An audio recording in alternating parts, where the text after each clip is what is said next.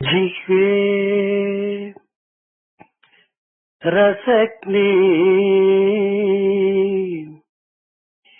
मधुर प्रियत्वं सत्यं हितं त्वं परमं वदामि आवर्णयेत मधुराक्षराणि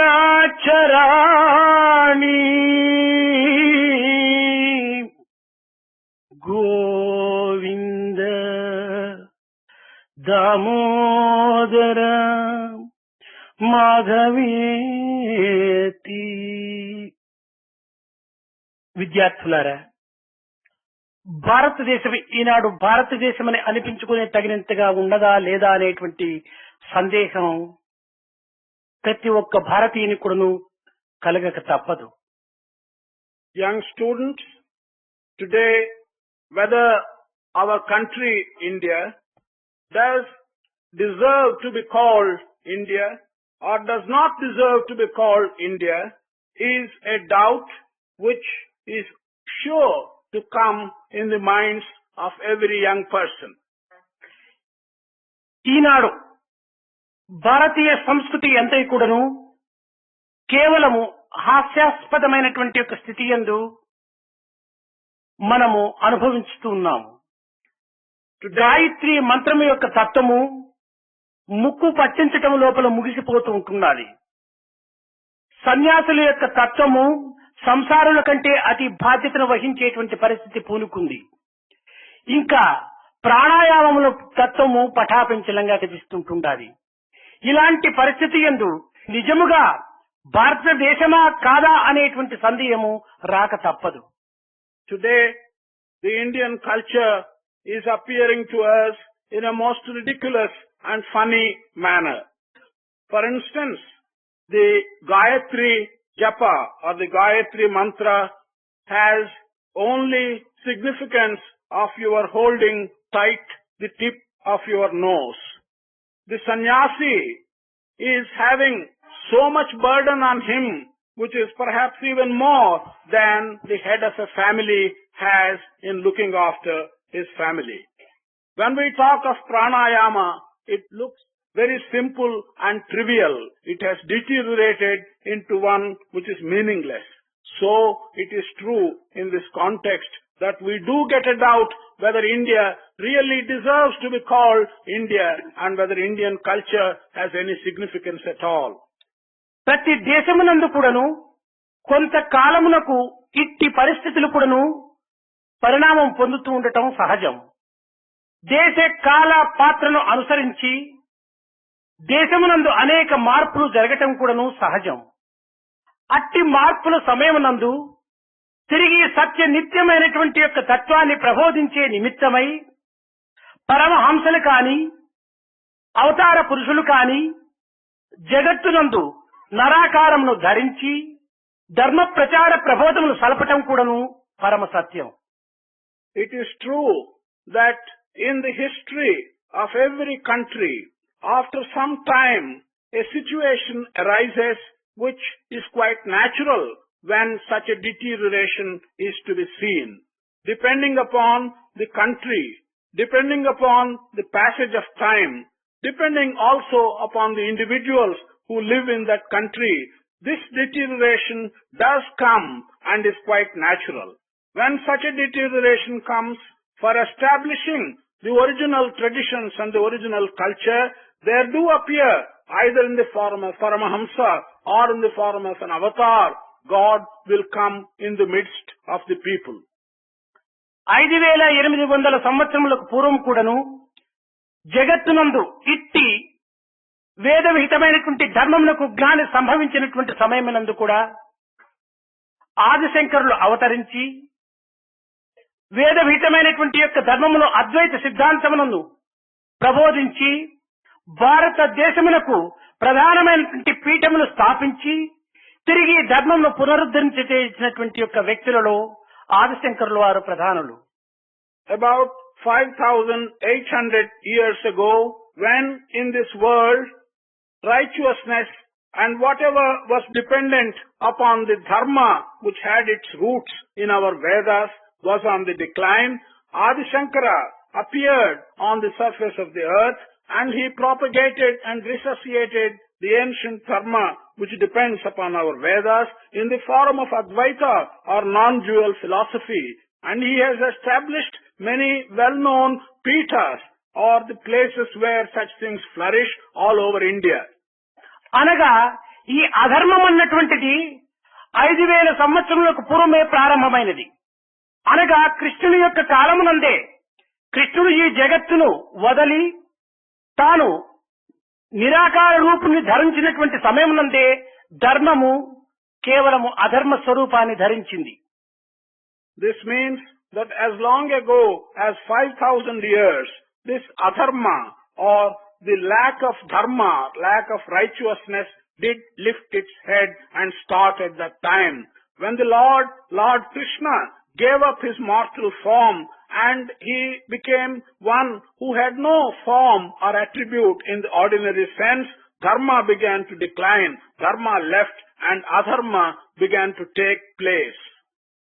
నందననామ సంవత్సరము వైశాఖ శుక్ల పంచమనందు ఆదివారము బ్రహ్మముహూర్త సమయమునందు కాలడి అనేటువంటి కేరళ గ్రామమునందు ఆదిశంకర్ల వారు 2500 సంవత్సరముల పూర్వము తాను శరీరాన్ని ధరించాడు. In the year which has the name of Nandana, in the month which has the name of Vaishakhi, on the day which has the name of Panchami, on a Sunday, in the early hours of the morning, which we refer to as the Brahma Muhurta, nearly 2,500 years ago, in a place called Kaladi, Adi Shankara took his birth.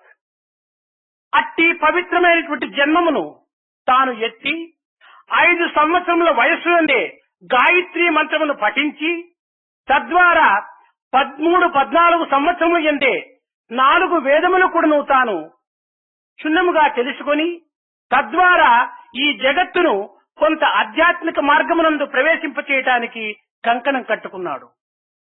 Having taken such sacred birth, even at the age of 5 years, Adi Shankara learnt the Gayatri mantra. Having learnt the Gayatri mantra and through its acquisition, by the time he attained the age of 13 or 14 years, he learnt all that was contained in the Vedas. In that manner, through the Gayatri and through the Vedas, he had the determination to spread the cult of spirituality throughout the world. సర్వోపనిషత్తులు కూడా తాను అనేక రకములైనటువంటి సూక్ష్మ మార్గమునందు సులభ మార్గమునందు తాను తర్జుమ చేసి అది ప్రపంచమునకు అందించడమే కాకుండా తాను ఒక భాష్యమును కూడాను రాసి శంకర భాష్యం అనేటువంటి సార్థక నామంతో లోకానికి కూడాను అందించినటువంటి మహా వ్యక్తి. Shankara is a great individual who, during his lifetime, transliterated all the Upanishads into easily understandable language and he gave them to the world. Not only that, he prepared a text which is a commentary and which has acquired the name Shankara Bhashya. This is what he had done and handed over to us. Such is the great individual Adi Shankara. తన కాలమును కాయమును కూడాను ఈ విధమైనటువంటి యొక్క పవిత్ర భారతీయ సంస్కృతిని ప్రచార ప్రబోధన సలిపేటువంటి నిమిత్తమై యావత్ భారతదేశమును కూడాను సంచరించి తాను కొంతకాలము కాశీ పట్టణం నందు నివసించడానికి సంకల్పించుకున్నాడు. He devoted all the time that was available to him and the entire energy in his body for the purpose of propagating the sacred Indian culture throughout this country. He travelled all over India and during his travels for some time he lived in the city of Banaras. అతనితో 14 మంది ప్రధానమైనటువంటి శిష్యులు కూడాను వెంటాడుతూ వచ్చారు. With him were travelling closely besides him 14 important disciples of his. Kashi పట్టణం నందు వీధులు యందు కూడాను వేద ఘోషలు చాటించుతూ ఈ బ్రాహ్మణ గృహమును ప్రవేశించి వారికి ప్రధానమైనటువంటి విశిష్టతలు కూడాను ప్రబోధిస్తూ రావటము అతని దినకృత్యంగా తీసుకున్నాడు. It was his daily routine that he moved about along with his disciples through the streets of Banaras and to teach and preach what he wanted to preach by way of philosophy. Not only that, he entered the various houses of Brahmins in Banaras and established the Shastras for them. ఆ విధమైనటువంటి యొక్క సంచారం సలుపుతున్నటువంటి సమయంలో ఒక బజారు నందు వృద్ధుడైనటువంటి బ్రాహ్మణుడు ఒక పాత గృహము లోపల తాను ఏదో వ్యాకరణం యొక్క ధాతువును గురించి ఉచ్చరిస్తూ పఠిస్తూ ఉంటుండేనాడు. During such travels, when Shankara was moving about in the streets, in one house belonging to an old Brahmin, the owner of the house was telling himself some rules of grammar. అట్టి సమయంలో శంకరుల వారు ఆ గృహములో ప్రవేశించి ఆ బ్రాహ్మణుల తోపల అనేక రకములైనటువంటి సంభాషణలు సలిపాడు.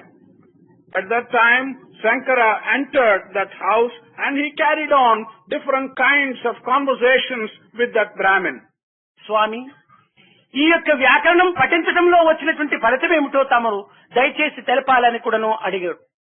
The Brahmin was asked, "Do let me know, what is it that you are expecting to get out of studying these rules of grammar?"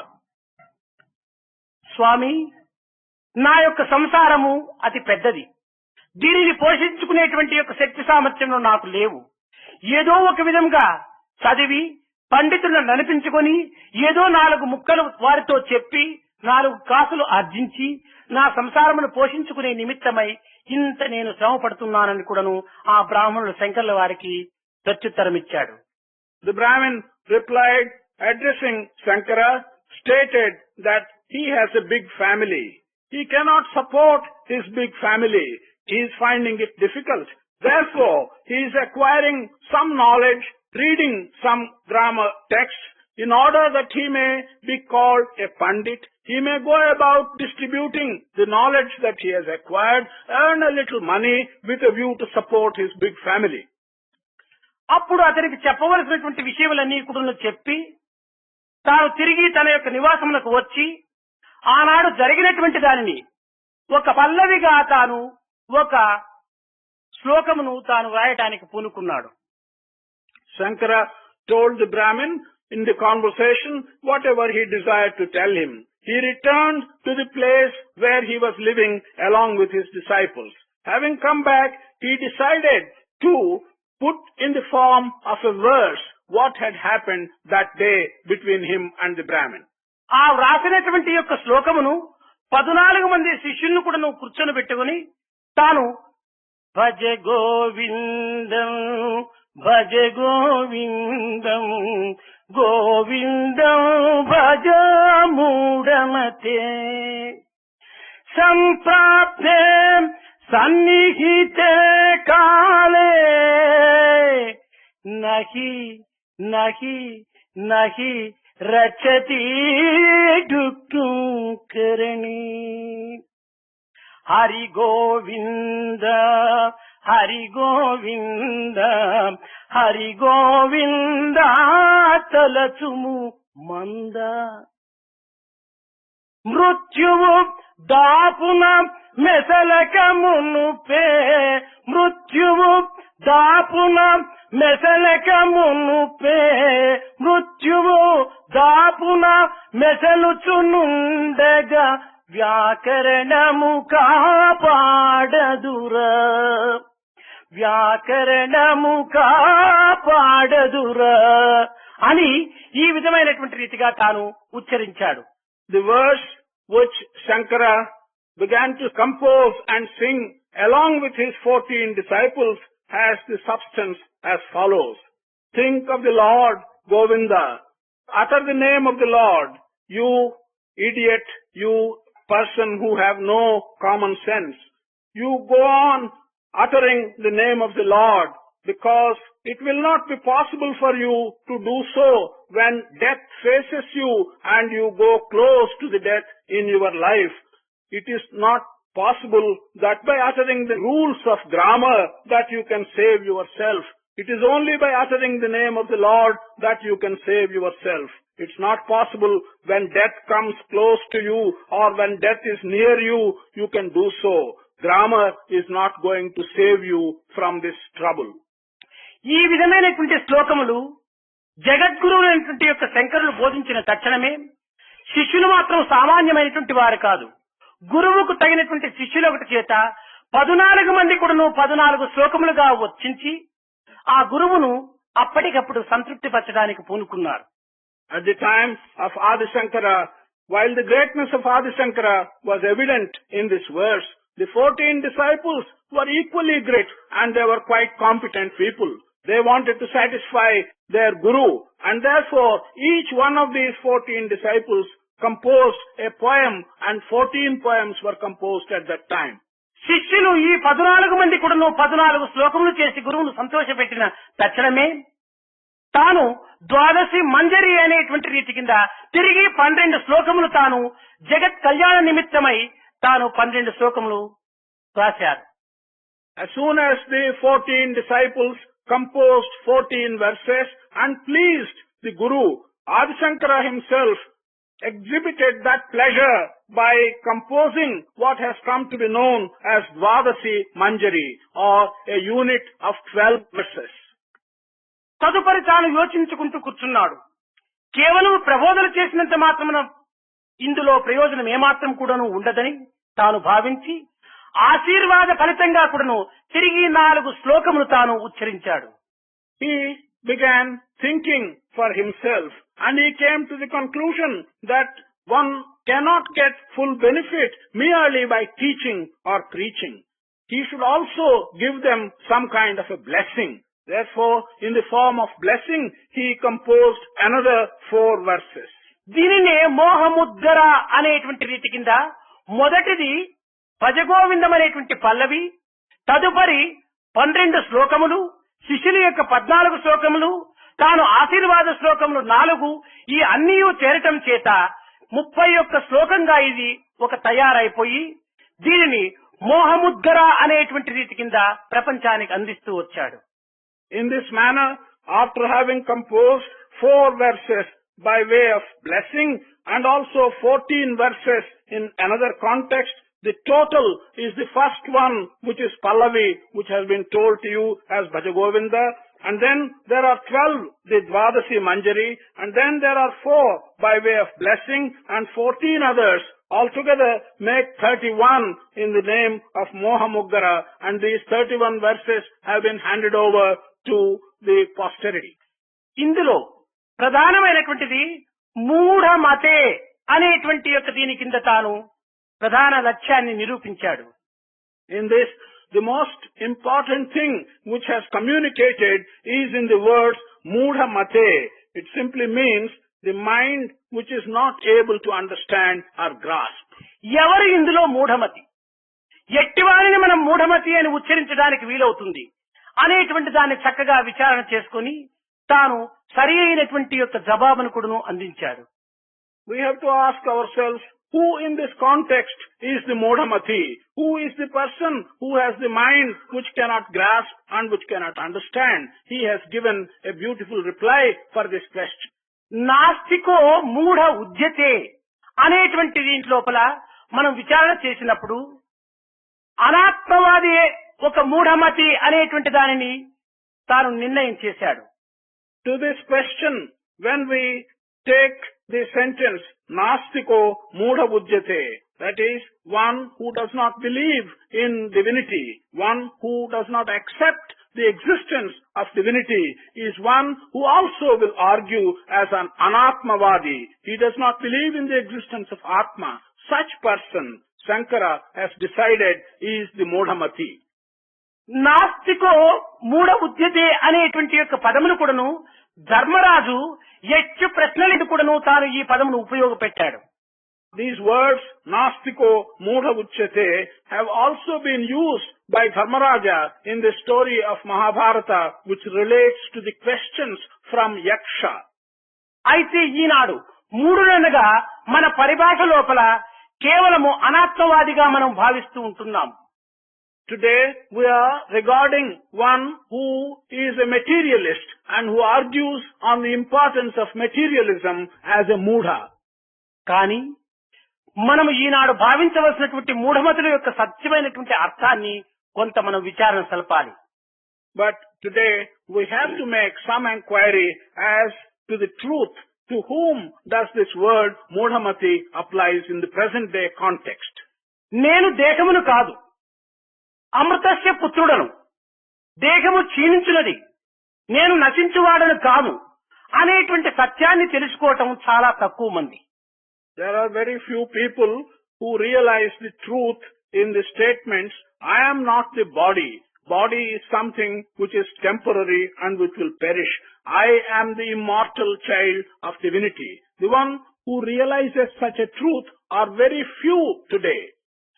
భౌతికమైనటువంటి దృష్టి ఎందు చూచినప్పుడు నాకు నేను దేహముగా పుట్టాను, నాకు నేను పెరుగుతున్నాను, నా ఇష్టమైనటువంటి యొక్క భోగమును అనుభవించుకునేటువంటి యొక్క ఆనందం నాకున్నది అనేటువంటి యొక్క వాంఛలో తన జీవితము వ్యర్థము చేసుకోవటం ఒక భాగము.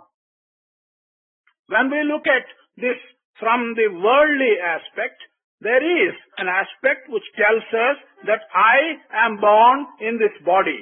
I am growing in this body. I have the right to enjoy various pleasures that are available to me in the material world with this body. This is one aspect. నా ఇష్ట అయిష్టములకు నేనే అధికారిని కాని అలాంటి విషయంలో దైవతత్వం ఇందులో ఏమాత్రం కూడా ప్రవేశించనక్కరలేదని, నా యొక్క ఇష్టములలో దైవమును నేను సేవించవలసినటువంటి బాధ్యత ఏమాత్రమూ లేదని, దైవమును నేను విశ్వసించవలసినటువంటి అవసరము కూడాను లేదని భావించుకునేటువంటి యొక్క తత్వం కూడాను మరొకటి. There is another aspect, and that is to say that in my likes and in my dislikes there is no place for God. What I can decide as what I like and what I dislike, I do so. The God does not come into the picture at all. Therefore, why should I have any faith in God? Why should I invoke God so far as my likes and dislikes are concerned? This is one aspect. అయితే దీనికి పరమ విరుద్ధమైనటువంటి మరొక మార్గం కూడాను లేకపోలేదు. It's not as if there is no other aspect which is quite contrary to what has been now explained to you. నా గృహమునకు నేను గుత్తను కడుతున్నాను, నా యొక్క వృత్తి పన్ను నేను చెల్లిస్తున్నాను, నా యొక్క అధికారముల యొక్క పన్ను కూడాను నేను నీటికి గాని విద్యుత్ శక్తులకు గాని నేను పన్నులు చెల్లిస్తున్నాను, నా నిత్య జీవితం లోపల అనుభవించడానికి తగినటువంటి అనుకూలములకు తగినటువంటి వాటికంతా నేను పన్నులు చెల్లిస్తున్నాను అనేటువంటి ఒక భావము ఒకటి యందు ఉంటుంటాది. Some individuals have the feeling that I am paying the rent as a tenant for the house in which I live. I pay tax for the profession which I pursue. I pay taxes for the water that I consume and for the electric power that I consume. In fact, I pay for all that I get from the rest of the world. There is therefore a feeling of this kind on the part of some people. అయితే భౌతికమైనటువంటి విద్యుత్ శక్తికి, భౌతికమైనటువంటి జలమునకు, భౌతిక నివాసమైన గృహమునకు, భౌతిక సంబంధమైనటువంటి వృత్తులకు తాను పన్నులు చెల్లిస్తున్నానేటువంటి భావం ఒకవైపున తాను భ్రాంతించినా, మరొక వైపున చక్కగా విచారణ చేసినప్పుడు నేను నివసించడానికి ఏర్పరిచినటువంటి ఈ భూమికి నేను ఏం పన్ను చెల్లిస్తున్నాను, నేను జీవించడానికి తగినటువంటి యొక్క ప్రాణమునకు నేను ఏం పన్ను చెల్లిస్తున్నాను, నాకు వెలుతురును అందించేటువంటి యొక్క సూర్య చంద్రాదులకు కూడా నేను ఏమి పన్ను చెల్లిస్తుంటున్నాను, నాకు అన్ని విధములైనటువంటి శబ్దమును ప్రసాదించినటువంటి ఆకాశ స్వరూపులకు నేను ఏమి పన్నును చెల్లిస్తుంటున్నాను. కనుక ఇట్టి అగమ్య గోచరమైనటువంటి యొక్క ఆధారమే లేకున్నా ఈ క్షణనిత్యమైనటువంటి యొక్క భోగములకు మాత్రమే మనం ప్రధానమైనటువంటి లక్ష్యాన్ని అందించడంలో ఉన్నటువంటి యొక్క వివేకం ఏమిటి అని కూడా వారు విచారించుకోనక తప్పదు.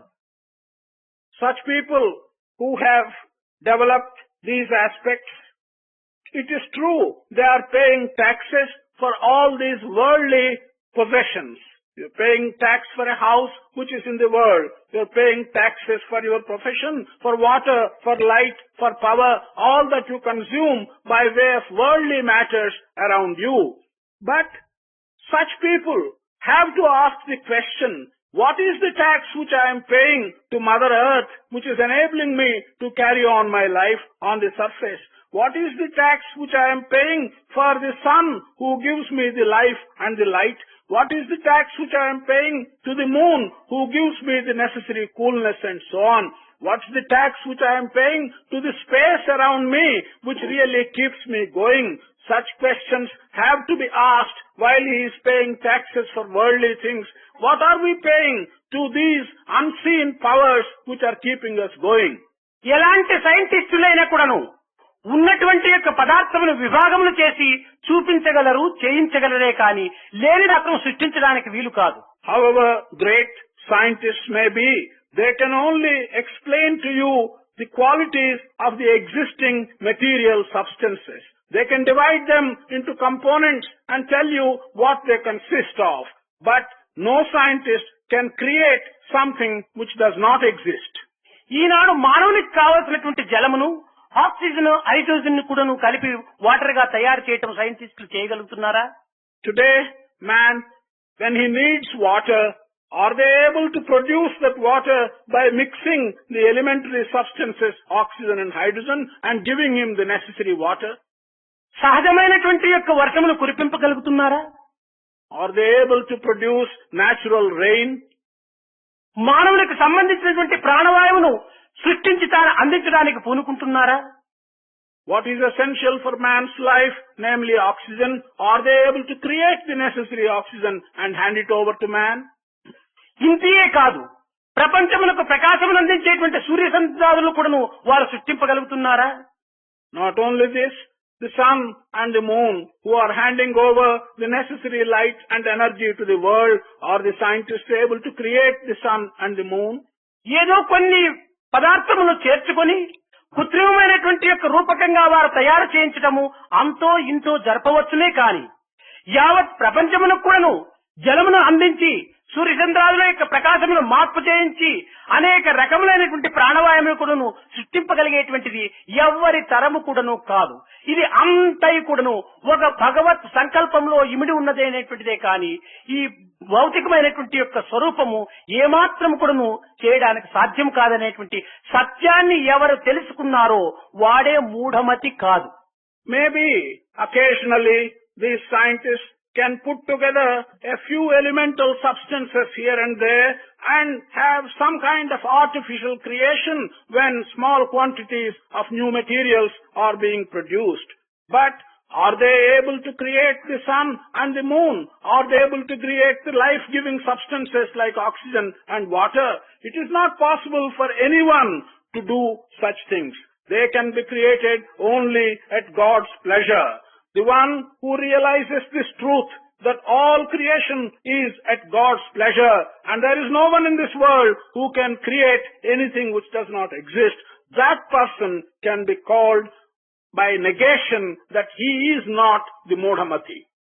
అనేక పెద్ద పెద్ద పట్టణములందు త్రాగుటకు కూడాను నీరు లేకపోవటం చేత అనేక విధములైనటువంటి సైంటిస్టులంతా కూడాను చేరి సముద్రపు జలమును కూడాను త్రాగు నీరుగా మార్చాలనేటువంటి ప్రయత్నం చేస్తున్నారు. అందులో కొంతవరకు కూడాను వారికి ఫలితం చిక్కవచ్చును. కానీ ఈ సముద్రము నీరే లేకపోతే దీనిని తీయనీరుగా మార్చడం వారి చేతనవుతుందా? In some cities there is a shortage of drinking water. In order to meet the shortage of this drinking water in those cities, some scientists are putting their heads together and they are taking the salt water from the ocean and they are converting it into sweet water. In this attempt, they may succeed to some extent in converting the ocean water into sweet drinking water. But can they produce drinking water when the original ocean water itself is not available to them? కనుక original లేకోకుండా కూడా నువ్వు వీరు కల్పితమైనటువంటి దాన్ని సృష్టించడానికి సైంటిస్టుల తరము కాదు. That means without the original substance being made available to them, to be able to create something without the origin, this is impossible for any scientist. ఎట్టి అధిక స్థానమును అందుకున్నటువంటి సైంటిస్టులైనా కూడాను పంచభూతముల యొక్క మీరినటువంటి యొక్క భావము తోపల తనకు ఏమాత్రం కూడాను సంబంధం ఉండదు. No matter how high a position the scientist may have achieved, he can have no connection with things which are beyond the five elements. ఈ పంచభూతములకు వెనుకనే ఈ తెరపైననే ఉంటున్నాడు పరమాత్ముడు. పంచభూతములు దాటిన తరువాతనే పరమాత్మ తత్వం అనేటువంటి దాన్ని వ్యక్తీకరింప చేసుకుంటాడు. God lives behind the curtain beyond these five elements. God exhibits His power beyond the region of these five elements within which the man operates. పంచభూతముల సంబంధము ఉండినంత వరకు కూడాను పరమాత్మ తత్వం అర్థం కాదు. So long as the connection with the five elements exists, one cannot understand the true significance and meaning of the Paramatma Tattva or the divinity. ఈ పంచభూతములు ఈ ప్రకృతికి మాత్రమే మన యొక్క జీవితాన్ని కొంతవరకును అనుకూలపరచుకొని ఆనందమును అనుభవించి దివ్యత్వమైనటువంటి యొక్క దైవత్వాన్ని కూడా అనుభవింప చేయడానికి ఒక్క ప్రధానమైనటువంటి యొక్క రంగంగా ఉంటుంటాది. To some extent, we can utilize these five elements in the nature to make things comfortable for ourselves in this life, but that is for the purpose of understanding the Paramatma Tattva or the divine aspect. అంతేకాని ఈ పంచభూతముల లోపలనే పరమాత్మ తత్వాన్ని అర్థం చేసుకోవటానికి పూనుకోవటం ఇది కాలం వ్యర్థం చేయటమే అవుతుంది. But on the contrary, to attempt to understand the divine spirit and the divine aspect within the space of these five elements will be tantamount to wasting your time. ఈ పంచభూతములు కూడాను పరమాత్మని యొక్క సంకల్ప స్వరూపంలోనేటువంటి సత్యాన్ని గుర్తించినటువంటి వాడు పరమ పవిత్రుడు. One who is able to understand and realize the truth that these five elements themselves are the creation by God at God's pleasure. He who realizes this truth, he is one who understands things. కనుక మూఢమతి అనగా దివ్యత్వమైనటువంటి దైవం యొక్క అనుగ్రహానికి పాటుపడక ఈ పంచభూతములతో నేటికో రేపటికో కూడాను కూలిపోయేటువంటి జీవిత నిమిత్తమై మనం అనేక రకములైనటువంటి శ్రమలను మనం పడి కొన్ని నిరాశలకు గురి అయి జీవితమును కూడాను వృథాపరుచుకునేటువంటి యొక్క ప్రయత్నాలు చేసుకున్నంత వరకు కూడాను మనము మూఢమతులమనే విశ్వసించక తప్పదు. Which means that so long as we do not yearn by our attempts for the grace of the divinity, and so long as we involve ourselves in our life being mixed up with these five elements around us, we will be meeting great many disappointments. We will be wasting our life, and there is no escape from this fact that you will be spending your life like a Modhamati if you do not recognize this truth and yearn for the grace of the divine. దైవాన్ని ఆధారం చేసుకొని దేశాన్ని మనం అనుభవించుకోవటానికి పూనుకోవటం మనం ప్రయత్నం సలపాలి. Our attempt should be to take as our support the divine and then put ourselves into the experience of the world around us. ఇంకా రెండవ పదమునందు సంప్రాప్తే సన్నిహితే కాలే అన్నాడు. In the second line of the verse, Shankara has said that when your end is coming closer and closer and when the time for you to die is approaching. మానవునికి అన్ని భయముల కంటే కూడా మృత్యు భయము చాలా భయంకరమైనటువంటిది. For man, of all the fears that come his way, the fear of death is the most terrifying thing. ఆ మృత్యువు కూడాను 1,00,000 తేళ్లు మన యొక్క దేహం పైన ప్రాకినట్టు కాదు, 1,00,000 తేళ్లు కుట్టినంత బాధగా ఉంటుంటాది మృత్యు సమయమునందు. At the time of death, it is not as if there are just 1,00,000 of scorpions or crawling on your body. It is so painful that 1,00,000 of scorpions are really stinging you all at a time. కనుక ఇట్టి భయంకరమైనటువంటి బాధను నీవు అనుభవించుకునేటువంటి సమయమునందు నీకు భగవంతుడు తప్ప అన్యులు నీకు ఏమాత్రం కూడాను సహాయకారులు కారు అనేటువంటి సత్యమును కూడాను నాకి రక్షతి డుక్ను కరణి అన్నాడు. In the next line, he is telling you that while the death of which you are terrified in such an extreme fashion is to you, and when you are suffering the pangs of death, there is nothing which can really save you except the divine spirit. That is what is meant by saying the rules of grammar will not save you when you are close to your death. ఇంకా గోవిందం గోవిందం, భజ గోవిందం గోవిందం. ఈ గోవిందం అనేటువంటి దానికి అనేక రకములైనటువంటి అర్థములు కూడాను అనేక పెద్దలు ప్రబోధిస్తూ వచ్చారు. In this stanza, which says Govindam Bhaja, Govindam Bhaja, there are many interpretations given by learned scholars for this word Govindam Bhaja. కానీ గాహం విందం ఇది గోవిందం అనేటువంటి యొక్క అర్థం కూడాను దీనికి సరి అయినటువంటిది. But the proper meaning for this word Govindam is whatever is devoid of Gadham iti, that is called Govindam. అనగా గోవులను పాలించేటువంటి వాడని, గోవులను ధరించేటువంటి వాడని కూడాను, భరించేటువంటి వాడని కూడాను ఇందుకు అర్థం. There is a meaning for this word which tells us that he who looks after the cows, he who tends the cows and looks after them, he is Govinda. అనగా పశుత్వాన్ని కూడాను పరిపాలన చేసేటువంటి వాడే గోవిందుడు.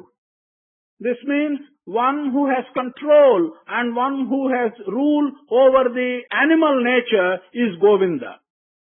మానవుని యందు శేషముగా మిగిలినటువంటి యొక్క పశుత్వం ఉండటం చేత ఈ పశుత్వం యొక్క లక్షణాన్ని పరివర్తము గావించి దాని యొక్క పరిశుద్ధమైనటువంటి యొక్క స్థితినందు పరమాత్మకు అర్పితము చేపించేటువంటి నిమిత్తమై గోవిందుడు ఈ యొక్క రూపమును ఈ యొక్క నామమును అనుభవిస్తున్నాడు.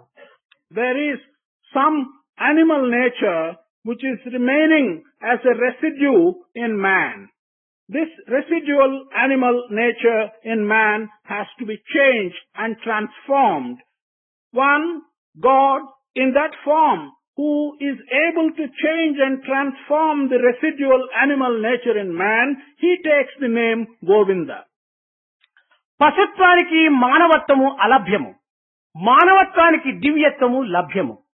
For an animal, human nature is something which is unattainable. But for man, divine nature is something which is attainable. అయితే మానవత్వం లోపల పశుత్వం కొంచెం శేషంగా ఉంటుండాలి. However, in man's nature, there is a residuary animal nature.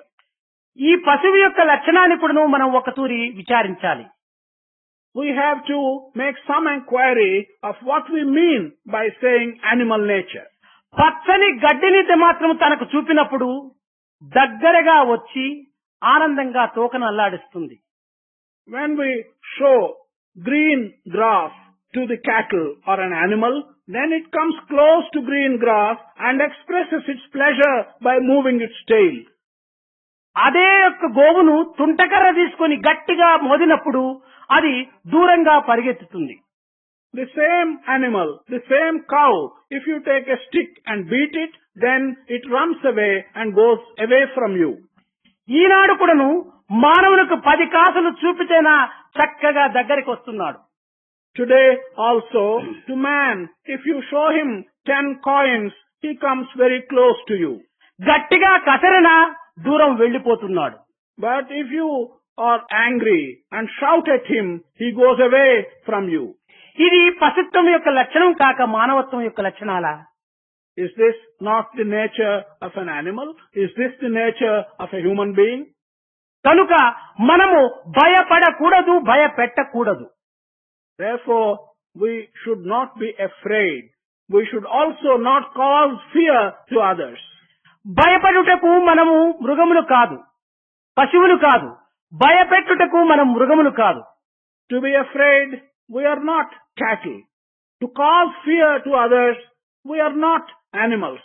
అయితే కొన్ని తప్పప్పులు జరిగినటువంటి సమయమునందు దానికి కొన్ని రకములైనటువంటి సత్యమును ప్రబోధించి దానికి తగినటువంటి యొక్క శిక్షను ఇవ్వటం లోపల మానవత్వంలో ఉన్నటువంటి వివేకమే కాని అవివేకమునికి ఏమాత్రము సంబంధం కాదు. However, when some wrong actions come up, when something false is done, then to expose the truth and to punish persons who are responsible for such misdeeds, this can only be the awareness in man and in man's quality. This cannot be an animal behavior. కనుకనే గోవింద అనేటువంటిది కేవలము మానవుల యొక్క తప్పప్పులను తీర్చిదిద్ది తప్పుకు తగినటువంటి శిక్ష ఒప్పుకు తగినటువంటి ఫలితమును అందించి పరమాత్మ సన్నిధికి పెన్నిదిగా అందించుకుంపజేసేటువంటిది ఈ గోవిందుని యొక్క లక్షణం. So, when we utter the word Govinda, we have to understand that his aspect is to find out what is wrong, what is right in a man, and punish when he commits a mistake, and reward him when he does something good, thus carry on the rectification of human beings. This is the aspect of Govinda. కనుకనే మనము నిరంతరము కూడాను గోవిందుని స్మరించక తప్పదు, భజించక తప్పదు, విశ్వసించక తప్పదు. So, every day you have to think of Govinda. You have to utter the name of Govinda. You have to develop faith and confidence in Govinda.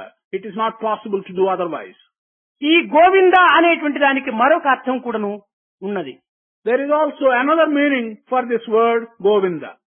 వాక్యము అని దీనికి ఒక అర్థం. The other meaning is that this is an uttered sound. మానవుడు పలుకు పలుకులకు, పశువు అరుచు అరుపులకు, వేదములో చెప్పు మంత్రములకు ఒక్క శబ్దమే ప్రధానము. Whether it is for the words that are uttered by man, or for the sounds which are produced by animals, or for what is said in the Vedas, for all these things there is one base, and that is the base of sound. ఈ శబ్దములలో కొన్ని భేదములు ఉండవచ్చునే కాని శబ్దము మాత్రము ఏక శబ్దమే. There may be superficial differences in this sound, but the basis, namely the sound, is the same for all these three kinds. కనుక శబ్దస్వరూపుడైనటువంటి వాడు గోవిందుడు అనేటువంటి దానికి కూడాను ఒక మరొక అర్థం. Therefore, there is another meaning for the word Govinda, and he who has the form of Shabda or sound. గాం, భూమిం, గేదం, స్వర్గం, వేదం వా విందతీతి గోవిందః అన్నాడు. Gam, that is cows, Bhumim, that is the earth, Vedam, that is the Vedas, Swarga, that is the heaven. He who represents all these things is Govinda. అనగా భూమి అనగా ఈ జగన్నాటకమైనటువంటి ఈ యొక్క వేదికకు తాను సూత్రధారుడుగా ఉన్నాడు అనేటువంటి యొక్క సత్యాన్ని కూడాను ఈ భూమి అనేటువంటి యొక్క శబ్దంలో మనకు అర్థాన్ని బోధిస్తుంది. In this word Bhumim, we get the meaning that for all the drama that you see as going on the surface of this earth, the drama of the world, he who is at the back of it and he who is responsible for it is Govinda. సర్వ సుఖములకు నిలయమైనటువంటి యొక్క స్వర్గ స్థానములకు కూడాను తానొక అధికారి అనేటువంటి యొక్క అర్థాన్ని కూడాను స్వర్గ అనేటువంటి దానికి నిరూపణ చేస్తుంది. In the word Swarga, we get the meaning that Swarga or the heaven, which is the place where you can find all kinds of pleasures and happiness, Govinda is also responsible for this heaven. ఈ వేదమునందు వేదో నారాయణ హరిహి, నారాయణ యొక్క తత్వాన్ని కూడాను వేదం మనకు నిరూపణ చేస్తూ వచ్చింది. In referring to Veda, we also understand, because they say Vedo Narayana Harihi, that God, Narayana or Hari, his aspect is being shown to us in Vedas. కనుక ఈ యొక్క స్థూలమైన సూక్ష్మమైన కారణమైనటువంటి యొక్క జగత్తులు ఎందుకును గోవిందుని యొక్క తత్వము చక్కగా విశిష్టమైనటువంటి యొక్క దివ్యత్వంలో కూడాను ప్రకాశిస్తూ వస్తున్నది అనేటువంటి యొక్క అర్థాన్ని గోవింద అనేటువంటి పదం మనకు బోధిస్తూ వచ్చింది. Thus, whether it is in the gross appearance or in the subtle appearance or in the causal appearance, the three different states which we have in this world, that Govinda is shining in all these three states, and that is the aspect which we have to understand by the word Govinda. దీనిని పురస్కరించుకునే ప్రహ్లాదుడు కూడాను దీన శుభము లేదు, దివ్య జీవము లేదు, జగతి పుట్టి పుట్టి చచ్చి చచ్చి. It is in this context that Prahlada proclaimed that there is no pleasure in this world. There is no pleasure in being born and in dying, again in being born and again dying in this world. పుట్టనేల మనము పుట్టియు చచ్చియు చావులేని పుట్టవలయు అని తాను బోధించాడు. Why should we be born if we are to be born and die and be born again and die again? One should be born in such a way that he is immortal and there is no death for him. ఇట్టి సత్యమైనటువంటి త్రోవ వెతుకువాడే దొడ్డ బుద్ధి అన్నాడు. One who is after finding the path which leads this truth, he is a wise person. కనుక అక్కడ ప్రహ్లాదుడు ఉచ్చరించినటువంటి పదమును మనం చక్కగా విచారణ చేసినప్పుడు దొడ్డ బుద్ధి అని చెప్పాడు, కానీ గొడ్డు బుద్ధి అని చెప్పలేదు. If we carefully inquire into and look into the words which Prahlada used on that occasion, he said that this is the intelligence which is the great intelligence. He did not say that that is the intelligence of the animal. అనగా అమృత స్థానమైనటువంటి యొక్క దివ్యత్వాన్ని ఆశించినటువంటి వాడు దొడ్డ బుద్ధి అని, దానిని విస్మరించినటువంటి వానిదే గొడ్డు బుద్ధి అని కూడాను ప్రహ్లాదుడు నిర్ణయపరిచాడు. This means that Prahlada has decided that one who understands and who is after the intelligence that leads you to immortality, he is the wise person. However, if you do not lead to find out things which would lead you to immortality, and if you forget that, then your intelligence belongs to the animal. దీనిని ఏ రీతిగా పొందటం అనేటువంటి సందేహం కలిగినటువంటి వారికి కూడాను సరి అయిన జవాబును అందించాడు. దేహమే విల్లు, మన మనస్సే దాని యొక్క త్రాడు, మన యొక్క ప్రాణమే దీని యొక్క అంబు. He has given a very satisfactory answer to those who doubt and who hesitate about the truth of these statements. This answer tells you that your body is the house, that your mind is like the rope, your life itself is like the bow and arrow.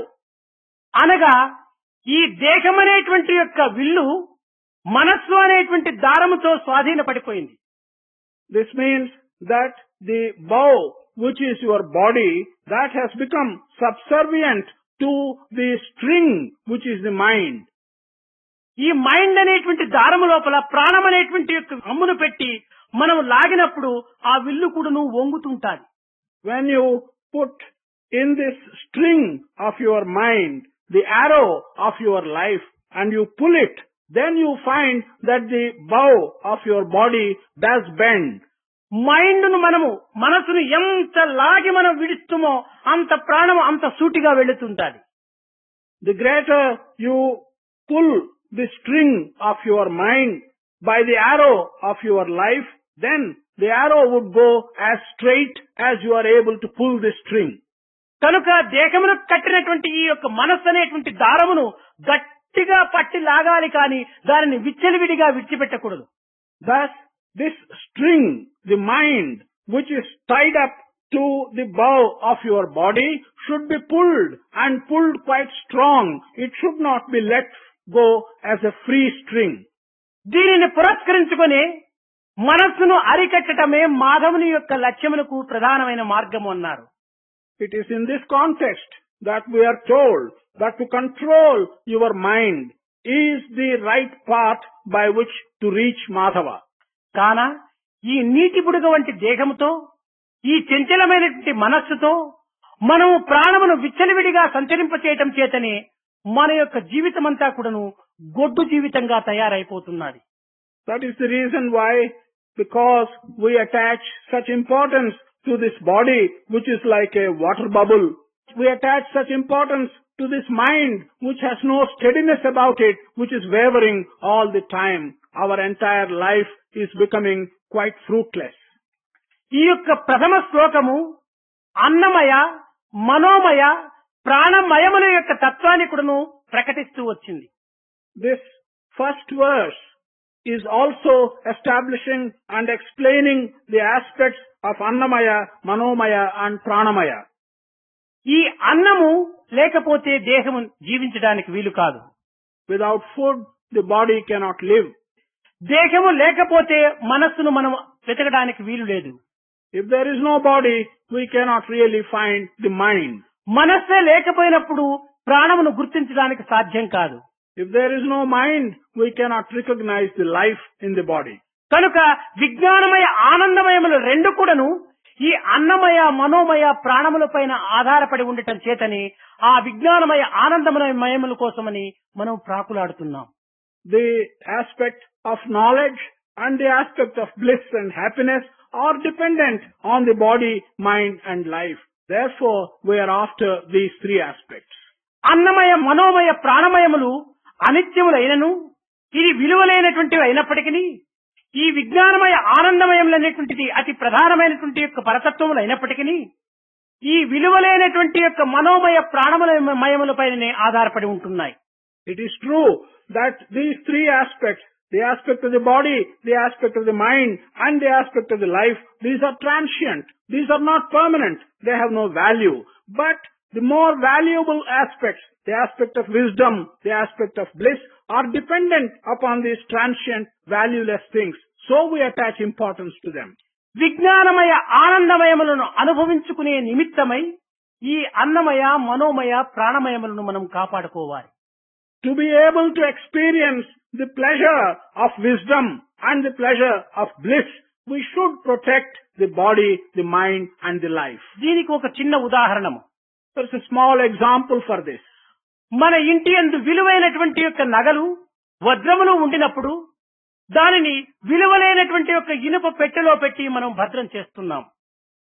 If in our house we have some valuable jewels and valuable gems, we are protecting them by putting them in a valueless iron safe. ఈ యొక్క గోడ్రేజ్ అనేటువంటిది విలువలైనటువంటిది. కానీ విలువలైనటువంటి యొక్క పెట్టెయందు విలువైనటువంటి యొక్క వస్తువులు మనము దాచుతున్నాం. This Godrej safe is something which has no value. We are putting valuable things like jewels and gems in a valueless Godrej safe. ఈ విలువలేని పెట్టెలో విలువైనటువంటి పదార్థములు దాచుకోవటం వెర్రితనంగా కూడాను ఈనాడు మనం భావిస్తున్నాం. Sometimes we think today that it is unreasonable to put these valuable things and protect them in a valueless safe. మన దేహమే ఒక వ్యర్థమైనటువంటి విలువలేనటువంటి యొక్క పెట్టె. Our body is a valueless and useless box. కానీ ఇట్టి విలువైనటువంటి యొక్క పెట్టెయందు విలువైనటువంటి యొక్క విజ్ఞానమయ ఆనందమయమైనటువంటి యొక్క వజ్రములు దాచినాడు భగవంతుడు. In this valueless body, God has kept and protected valuable things like wisdom and bliss. కానీ మన అవసరాన్ని పురస్కరించుకొని ఇంత విలువైనటువంటివంతా ఇంత విలువలైనటువంటి యొక్క ఈ దేహంలో భగవంతుడు పెట్టడం అంత సరైన ప్లాన్ కాదని మనము కొంత హాస్యాస్పదంగా భావించుకుంటాం. But sometimes, according to our convenience, we think that it is not a very reasonable thing. It almost looks funny that God has chosen to put such valuable things like the aspect of wisdom and the aspect of bliss in such a valueless and transient thing like the body. భగవంతుడు బుద్ధి స్వరూపుడు కనుకనే తనకు అనేక రకములైనటువంటి యొక్క విచారణ శక్తి తన యొక్క సంకల్పంలో లయమైపోవటం చేతనే తాను అన్నీ కూడాను ఒక ఫలితమైనటువంటివే తాను సృష్టిస్తాడు. కానీ అఫలితమైనటువంటివి తాను సృష్టించడానికి ఏమాత్రం కూడాను సంకల్పించడు. God is the embodiment of intelligence. God looks at things in a complete manner. And therefore, in His creation, He is not going to create things which have no value, which have no purpose. He will always create everything which has a specific purpose. విలువైనటువంటి బంగారు నగలంతా కూడాను విలువైన బంగారు పెట్టెలోనే దాచడానికి మనం ప్రయత్నం చేస్తే లోపల ఉన్న నగలు ఎవరు చూడరు, పెట్టె మాత్రమే చాలని కూడా దొంగిలించుకోకపోవటానికి ఎంతైనా పూనుకుంటారు. If we keep valuable gold ornaments and protect them inside a valuable gold box, nobody would bother about the jewels inside. They will be quite satisfied with the box, and as soon as they see the box, they will take it away. కనుకనే విలువైనటువంటి వస్తువులు విలువలైనటువంటి యొక్క పదార్థములందు దాచుకోవటము ఇది సహజమైనటువంటిది, ఇది సరి అయినటువంటి యొక్క రీతిగా ఉన్నటువంటిది. In this context, it is natural and it is the right thing to do to protect valuable jewels in a box which has not got that value and attraction. కాన మన విలువైనటువంటి యొక్క విజ్ఞానమయ ఆనందమయములను మనము అనుభవించుకునేటువంటి నిమిత్తము, దాని అందుకునేటువంటి నిమిత్తము ఈ విలువ లేనటువంటి యొక్క అన్నమయ మనోమయ ప్రాణమయములను సక్రమమైనటువంటి మార్గంలో కాపాడుకోవటం కూడాను దీనికి ఒక ప్రధానమైన కర్తవ్యం. Therefore, in order that we may reach the realm of wisdom, we may reach the realm of bliss and happiness, it becomes necessary for you to protect as much as possible the body, the mind and the life where they have been kept safe. ఇందులో మరొక చిన్న విషయాన్ని కూడా మనం ఆలోచించవలసినటువంటిది. పెట్టెలో విలువైనటువంటి నగలు దాచాం, కానీ దానికి ఒక బీగం వెయ్యాలి. ఆ బీగం వేశాం, బీగాన్ని కూడాను భద్రం చేసుకోవాలి. బీగాన్ని భద్రం చేసుకోలేకపోతే ఇందులో ఉన్నటువంటి విలువైనటువంటి వస్తువులు కూడాను మనకు అవసరమైనటువంటి సమయంలో అందుకోవటానికి సాధ్యం కాదు. There is a small matter to which we have to pay some attention. We have put these valuable things inside this body. But in order that they may be protected safely, we will have to put a lock to this box and protect the key and keep it in our possession. If you do not have the key in your possession, it won't be possible for you to get out of this box, this wisdom and the bliss when you really need it and want to get it. దీనినే భక్తి అనేటువంటి రీతి కింద ఉచ్చరిస్తూ వచ్చాడు శంకర్ల వారు.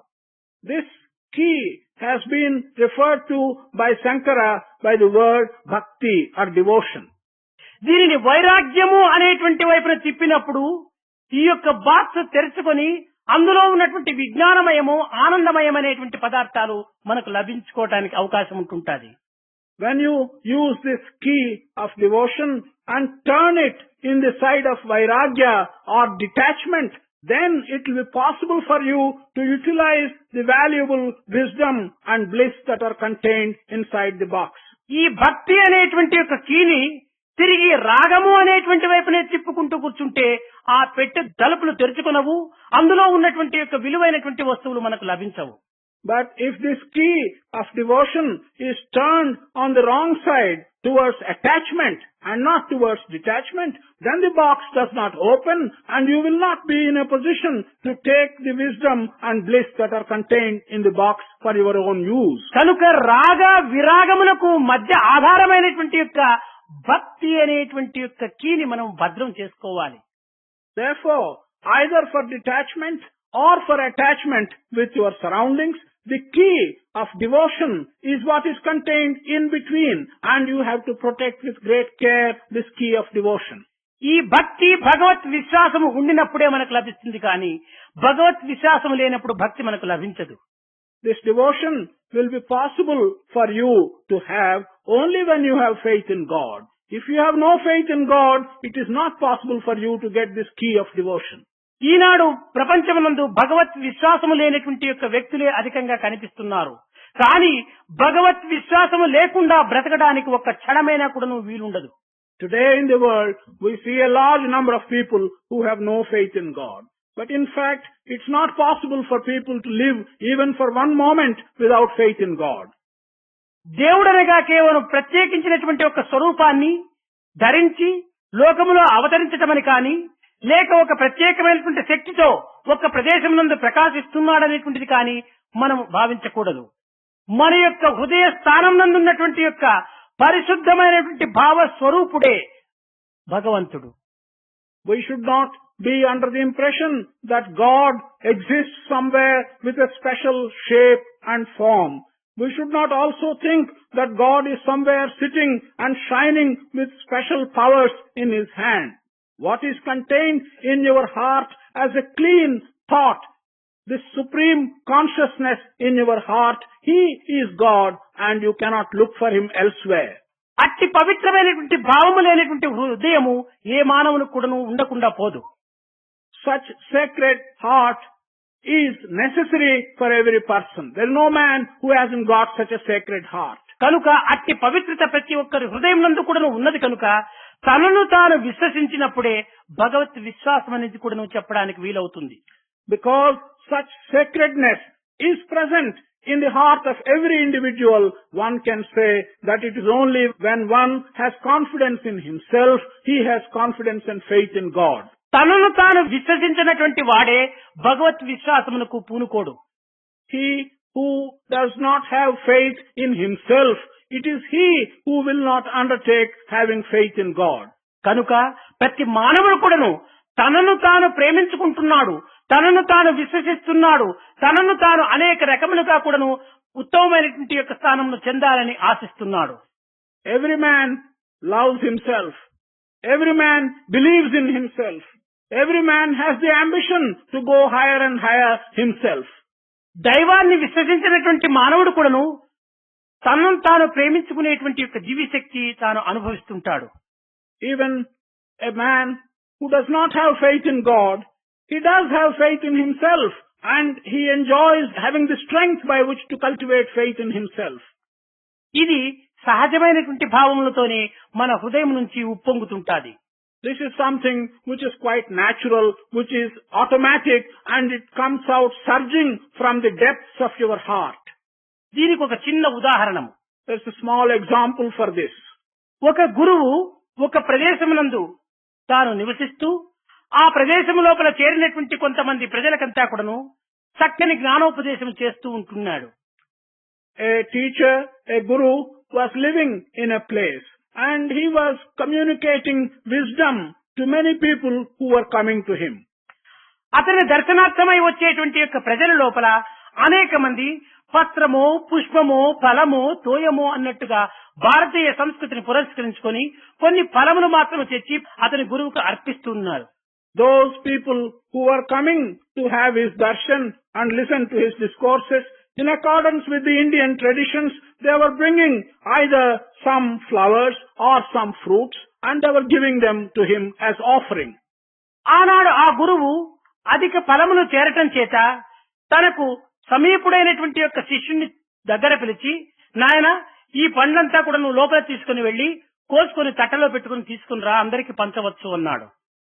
On one day, as the offerings were quite plenty by way of fruit, he called a disciple who was close to him and told him, take these fruits inside, cut them and put them in a basket and bring it back so that we can distribute the fruit to all those who have assembled.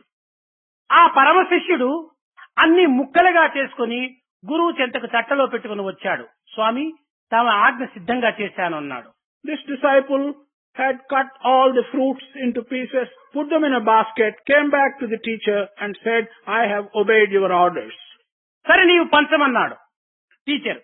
The teacher said, all right, you distribute them amongst those present. ఎవరికి ముందు ఇవ్వాలి స్వామి అన్నాడు ఈ శిష్యుడు. The disciple asked the teacher, to whom shall I give the first fruit?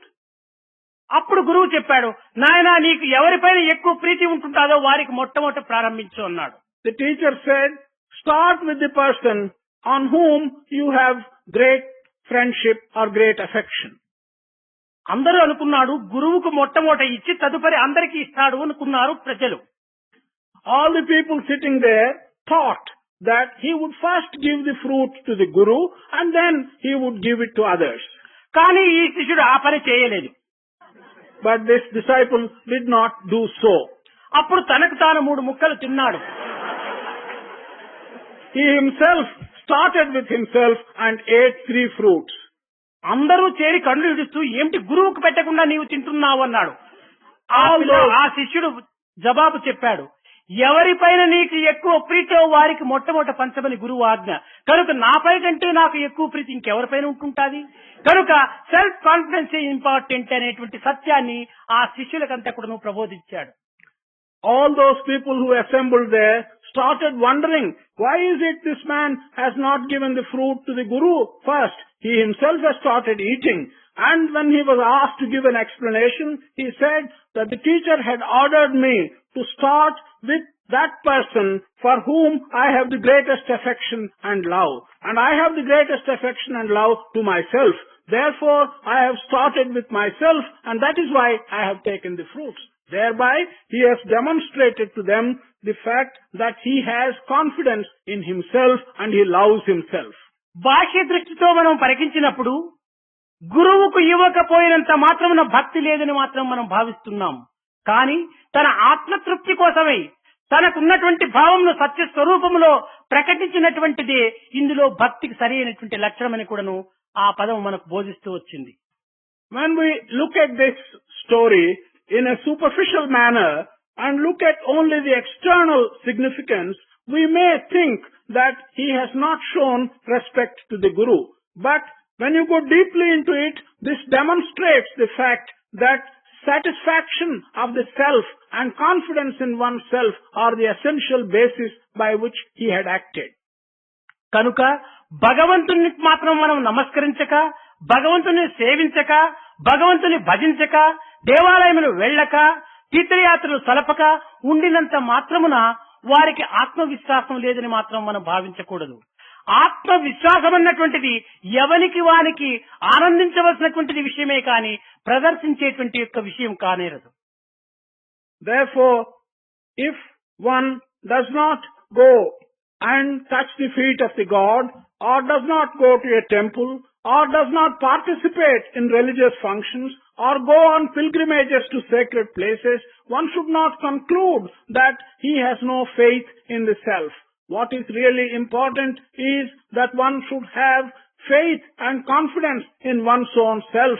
This is something quite different. వ్యక్తిగతమైనటువంటి యొక్క భావములు అనేకము ఉండినప్పటికీ ఆత్మతత్వం అనేటువంటి భావము అందరికీ ఒక్కటే అనేటువంటి సత్యాన్ని శంకరుల వారు ఈ భజగోవింద తత్వంలో ప్రబోధిస్తూ వచ్చాడు. While individuals may have their own notions and they may differ from each other, the Atma Tattva is not like that. To whomsoever it may belong, it is one and the same. Shankara has taught in these verses the oneness of this Atma Tattva.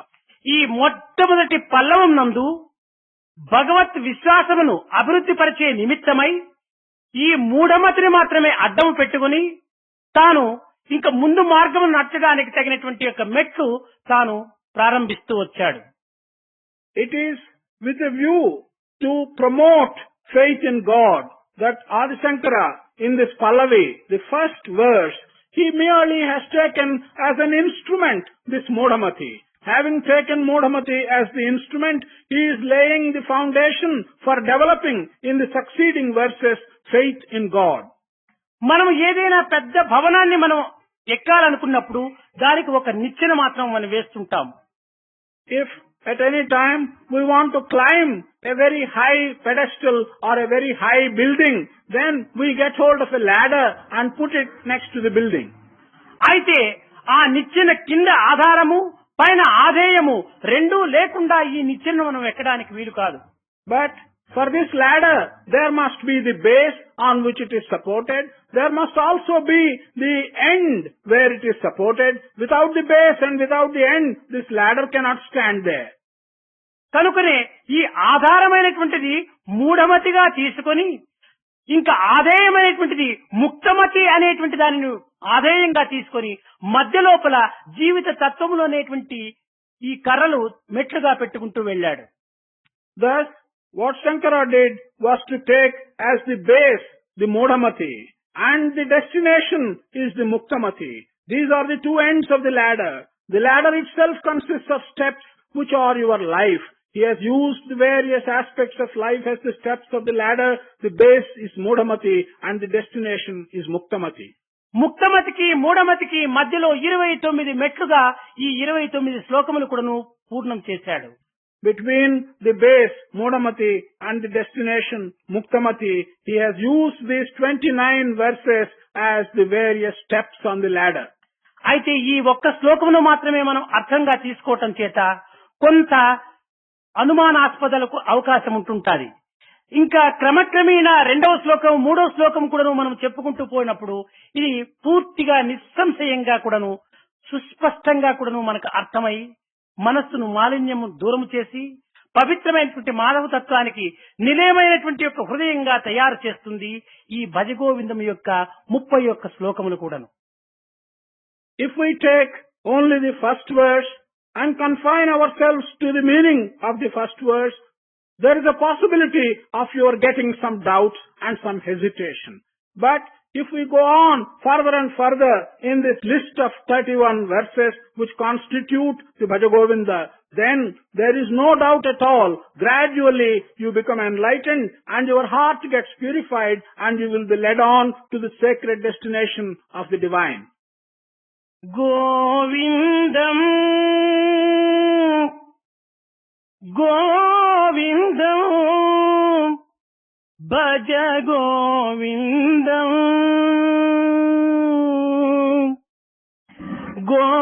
గోవిందం గోవిందం భజ మూఢమతే గోవిందం గోవిందం భజ మూఢమతే సంప్రాప్తే సన్నిహితే కాలే సంప్రాప్తే సంప్రాప్తే సన్నిహితే కాలే సంప్రాప్తే నకి నకి రాచతి డుక్ను కరణే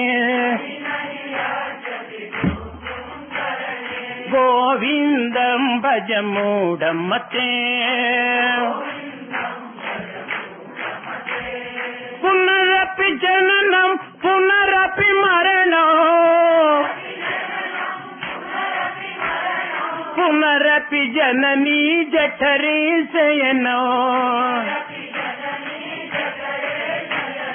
పునరపి జననీ జఠరే శయనో గోవిందం భజ మూఢమతే భజ గోవిందం భజ మూఢమతే సంప్రాప్తే సన్నిహితే కాలే సంప్రాప్తే సన్నిహితే నకి నకి రాచతి డుక్ను కరణే గోవిందం భజ మూఢమతే గోవిందం భజ గోవిందం భజ మూఢమతే గోవిందం భజ మూఢమతే